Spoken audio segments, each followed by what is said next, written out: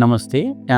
मैं डॉक्टर अमित अग्रवाल हूँ, paediatric nephrologist. आज हम बात करेंगे या डिस्कस करेंगे बच्चों में हाई ब्लड प्रेशर, जिसे हम हाइपरटेंशन बोलते हैं। तो जब भी हम हाई ब्लड प्रेशर की बात करते हैं तो पेरेंट्स सबसे ज़्यादा सरप्राइज होते हैं कि क्या बच्चों में भी हाइपरटेंशन होता है या हाई ब्लड प्रेशर होता है। तो अगर हम डिफरेंट रजिस्ट्रीज, जहाँ पे रजिस्ट्रीज होती हैं इन अ सेंस कि आपके पास इलेक्ट्रॉनिक रिकॉर्ड्स मेंटेन्ड हैं जिन कंट्रीज़ में, वहाँ पे अगर हम ओवरऑल नंबर देखें कि कितने बच्चों को हाई ब्लड प्रेशर है या कितने बच्चों को रियल हाइपरटेंशन है, तो किसी ना किसी विजिट पे अगर हाई ब्लड प्रेशर रिकॉर्ड हुआ है तो अप्रॉक्सीमेटली 15% बच्चों को किसी ना किसी विजिट पे हाई बीपी की रिकॉर्डिंग होती है, जिसमें से एक्चुअली 3 से 5% बच्चे हाइपरटेंसिव होते हैं। तो ये 3 से 5 बहुत बड़ा फिगर है। तो अगर आप एक स्कूल की बात करें इंडिया में, जहाँ पे एक क्लास में करीब 25 बच्चे पढ़ रहे हैं, तो यानी कि 4 क्लास में 100 में से 3 से 5 बच्चे एक्चुअली हाइपरटेंसिव होंगे, जिसमें पेरेंट्स को पता भी नहीं है। दूसरी चीज़ एक ये है कि बच्चों की हाइपरटेंशन का क्लियर एसोसिएशन है अर्ली ऑनसेट हाइपरटेंशन का अडल्ट्स में। तो जिन बच्चों के BP higher side of normal में रहते हैं वो जल्दी ही हाइपरटेंसिव हो जाते हैं एज एन अडल्ट। तो जैसे हम आजकल देख रहे हैं कि जो डिजीज़ेस पहले 60s में आती थी, 50s में आती थी, अब वो 30s 20s में आने लगी हैं। तो ये क्लियरली हम लोग थोड़ा मिस कर रहे हैं अर्ली हाइपरटेंशन को, अर्ली डायबिटीज़ को हम लोग इग्नोर कर रहे हैं, मे बी ओवरवेट को। सो कौन से बच्चे हायर रिस्क पे होते हैं हाई ब्लड प्रेशर के? अपार्ट फ्रॉम किडनी डिजीज़, जिनको ऑलरेडी किडनी डिजीज़ है या जिनको ऑलरेडी हार्ट डिजीज़ है, इनका कुछ सर्जरी हुई है हार्ट की या कुछ और हुआ है बर्थ डिफेक्ट्स के लिए, वो तो क्लियरली हाई रिस्क पर हैं। उनके अलावा जो बच्चे ओवरवेट हैं, जिनकी ओबेसिटी, जो एक्चुअली ओबेसिटी की कैटेगरी में आते हैं, जिनका BMI काफ़ी हाई है, या जो बच्चे प्री टर्म पैदा हुए हैं यानी कि अपने टाइम से पहले पैदा हो गए हैं, या जिनका बर्थ वेट 2.5 से कम था। सो अगर हम प्री टर्म और लो बर्थ वेट की बात करें तो अप्रॉक्सीमेटली 7% बच्चे by the age of 3 years hypertensive हो जाते हैं। ये बहुत इंपॉर्टेंट फिगर है और ये प्राइमरी केयर पीडियाट्रिशियंस भी नॉर्मली मिस कर जाते हैं, बिकॉज उतने छोटे बच्चे बीपी पाते नहीं हैं ठीक से। तो it's very difficult in a busy clinic to decide कि इसको बीपी नापा कैसे जाए। तो वो चीज़ों को भी हम डिस्कस करेंगे आगे। अगर हम ओबेसिटी की बात करें कि जिनके बच्चे ओबेज हैं, वो कितने % बच्चे हाइपरटेंसिव होंगे, तो 10 से 25% बच्चे। सो अगर एक क्लास में 25 बच्चे ओबीज हैं, सपोज अगर हम ओवरऑल देखें तो उसमें से 25% मतलब ऑलमोस्ट लाइक 10 बच्चे करीब आपके हाइपरटेंसिव होंगे। तो ये बहुत बड़ी फिगर है और ये एक जस्ट टिप ऑफ आइसबर्ग है, क्योंकि इसका जो कंसिस्टेंसी है across the world to measure a BP in a child, ये बहुत वेरी करती है। कहीं कहीं पे बहुत रूटीनली मेजर होता है और कहीं पे बिल्कुल भी मेजर नहीं होता। तो अगर हम रेगुलरली मेजर करेंगे then only we will be able to identify कि कौन से बच्चे को हाइपरटेंशन है या हाई ब्लड प्रेशर है और किस बच्चे को नहीं है। प्रॉब्लम क्या होती है? पेरेंट्स मुझे पूछते हैं कि सर क्या प्रॉब्लम होगी बच्चे को अगर बीपी होगा? तो अगर नॉर्मल बच्चा है जिसको कोई भी बेसलाइन डिजीज नहीं है तो उनको कोई भी प्रॉब्लम नहीं होगी, एटलीस्ट चाइल्डहुड में नहीं होगी। चाइल्डहुड के बियॉन्ड ये प्रॉब्लम्स अर्ली होंगी, जैसे उनकी आर्टरीज ज़्यादा थिक हो जाएंगी, जैसे एडल्टहुड में पहुँचेंगे उनके हार्ट की आर्टरीज थोड़ा ब्लॉक होना शुरू हो जाएंगी, तो उनको कार्डियक इवेंट्स होने के चांसेस ज़्यादा हायर होंगे अर्ली एज में। उनको स्ट्रोक होने के चांसेस ज़्यादा हायर होंगे अर्ली एज में, जिनका बीपी हमने पहले मिस किया है। अगर ये अच्छे से मैनेज होगा तो बच्चों में ये चीज़ें रिवर्स भी हो जाती हैं, आर्टीरियल एजिंग रिवर्स हो जाती है, कार्डियक रिमॉडलिंग रिवर्स हो जाती है। So this is a very good time. ये बहुत अच्छा टाइम होता है जब हम चीज़ों को रिवर्स कर पाएँ। So how do we define a hypertension in kids? Define मतलब उसकी डेफिनेशन क्या है? तो जैसे हम अडल्ट्स में बोलते हैं 120/80, बच्चों में वैसा एक फिगर नहीं है कोई। बच्चों की जो हाई ब्लड प्रेशर की रीडिंग है वो एज, सेक्स और हाइट पे डिपेंड करती है और उसके लिए टेबल्स होती हैं। एक जर्नलाइज टेबल बनाई गई है जिसमें आप देख सकते हैं कि आपको पता चलेगा कि ये हाई रिस्क बीपी है। इसको फर्दर इवेल्युएशन की या फर्दर मॉनिटरिंग की ज़रूरत है। सो अगर मैं उसमें से एक फिगर ढूंढने की कोशिश करूं उस टेबल में से कि क्या फिगर मेरे लिए एक मैजिक फिगर होगी, तो 110/70। अगर किसी भी बच्चे का बीपी लेस देन 10 ईयर्स के बच्चे का बीपी 110/70 से ज़्यादा है तो वो क्लियरली ये इवेल्युएशन मांगता है या रिपीटेड बीपी मेजरमेंट्स मांगता है। अब दूसरी चीज़ ये है कि बच्चों का बीपी मेजर कैसे करें, कौन सी मशीन से मेजर करें। तो बच्चों की बीपी की जो मेजरमेंट की है वो सबसे ज़्यादा प्रॉब्लम हमें मशीन की, दूसरा कफ साइज़ की। वो जो नॉर्मली मार्केट में अवेलेबल कफ है या पेरेंट्स के पास जो घर में होता है वो एडल्ट साइज़ का कफ होता है, उससे बीपी हमेशा कम आता है। दूसरी चीज़, जो नॉर्मली मशीन्स अवेलेबल होती हैं वो बच्चों के लिए कैलिब्रेटेड ही नहीं होती हैं। तो अगर आपको एक्चुअली देखना है कि घर में अगर हमें बच्चे के लिए मशीन खरीदनी है तो वो आपको एक साइट है DABL educationaltrust.com.org, तो उसमें जाके आप मशीन्स चेक कर सकते हैं कि कौन सी मशीन बच्चे के लिए अप्रूव्ड है और कौन सी मशीन बच्चों के लिए अप्रूव्ड नहीं। तो देयर आर वेरी फ्यू, बहुत थोड़ी सी मशीन्स बच्चों के लिए अप्रूव्ड हैं, बाकी ज़्यादातर मशीन्स अडल्ट्स के लिए अप्रूव्ड है पर बच्चों के लिए नहीं है। तो ये एक मेजर प्रॉब्लम होती है।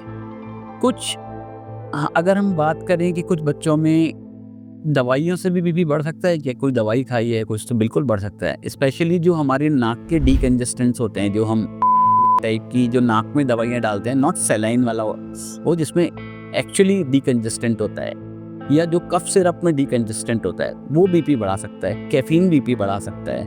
कुछ हर्बल मेडिकेशंस, कुछ आयुर्वेदिक मेडिकेशंस बीपी बढ़ा सकती हैं। कुछ न्यूट्रिशनल सप्लीमेंट्स बीपी बढ़ा सकते हैं। कुछ प्रिस्क्रिप्शन ड्रग्स भी बीपी बढ़ाती हैं। तो जो प्रिस्क्रिप्शन ड्रग्स हैं वो तो डॉक्टर्स हमेशा मॉनिटर करेंगे ही जो भी, लेकिन जो ओवर द काउंटर हैं उस पर तो डॉक्टर्स के कंट्रोल नहीं है, कि उनको पता नहीं है कि कौन सा पेरेंट क्या दवाई दे रहा है। जो प्रिस्क्रिप्शन ड्रग्स हैं डेफिनेटली हम लोग मॉनिटर करते हैं कि इससे बीपी बढ़ता है तो let's monitor the BP and decide करते हैं कि इसको कब इंटरवेंशन की ज़रूरत है। थर्ड थिंग इज़ कि हमें कब से बीपी मॉनिटरिंग स्टार्ट करनी चाहिए, किस एज से बच्चे की BP monitoring. As early as 3 years, unless कि कोई बच्चा प्री टर्म है या कुछ है, जैसे मैंने डिस्कस किया हार्ट डिजीज़ या किडनी डिजीज़ है किसी को, तो उनकी और भी पहले से स्टार्ट हो जाती है। बट अगर हम ओवरऑल बात करें तो आपको एक नॉर्मल बेबी की बीपी मॉनिटरिंग 3 years के अबव स्टार्ट करनी चाहिए। और once in a year is good enough, not every visit. कोई रीडिंग अगर हाई आती है तो फिर एवरी विजिट आपको मॉनिटर करना होता है।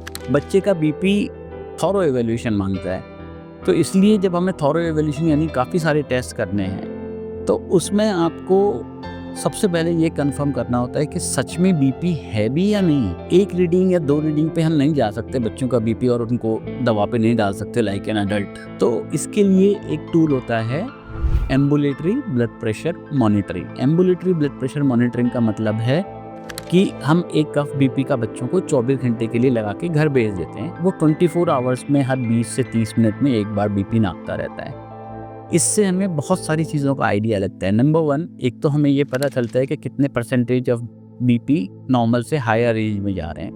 जैसे कि हर एक का बीपी सारा दिन फ्लक्चुएट करेगा, तो अगर हमारे अप टू 25% रीडिंग्स ही हायर साइड में, तो उसको हम एज अ नॉर्मल काउंट करते हैं। दूसरी चीज़, हमें ये भी पता चलेगा कि क्या बच्चों का बीपी दिन से रात में जो नॉर्मल फॉल है वो हो रहा है नहीं हो रहा है। इसको हम डिपिंग बोलते हैं। तो क्लियर एसोसिएशन है डिपिंग का बच्चों में कार्डियक इवेंट्स के साथ, कि जिन बच्चों को डिपिंग नहीं होती, जो नॉन डिपर्स कहलाते हैं, उनके कार्डियक इवेंट्स ज़्यादा होते हैं एडल्टहुड में। थर्ड थिंग कि कुछ बच्चे क्लिनिक में आके या हॉस्पिटल में आके एंग्शियस हो जाते हैं तो उनको बीपी ज़्यादा आ जाता है, तो जैसे हम वाइट कोट हाइपरटेंशन बोलते हैं।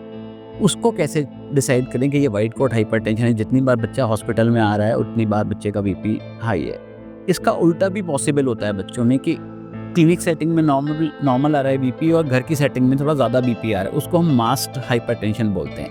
इन सब चीज़ों को कैसे डिसाइड किया जाए, तो जो बच्चे हाई रिस्क होते हैं या जिनका क्लिनिक बीपी ज़्यादा आ रहा होता है, उनको 24 आवर बीपी मॉनिटरिंग पे डाल के तब हम डिसाइड करते हैं कि ये एक्चुअली हाइपरटेंसिव है बच्चा या नहीं है।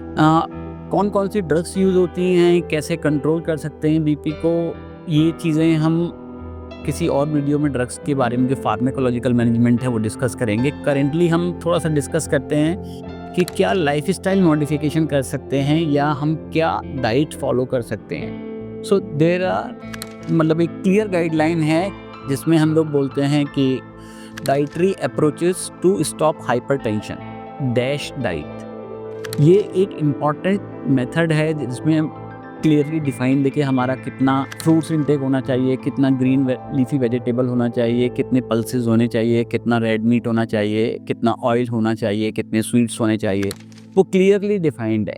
तो ये देखा गया है कि जो लोग डैश डाइट फॉलो करते हैं 36% ऑफ बच्चों का बीपी अपने आप ही नॉर्मल हो जाता है।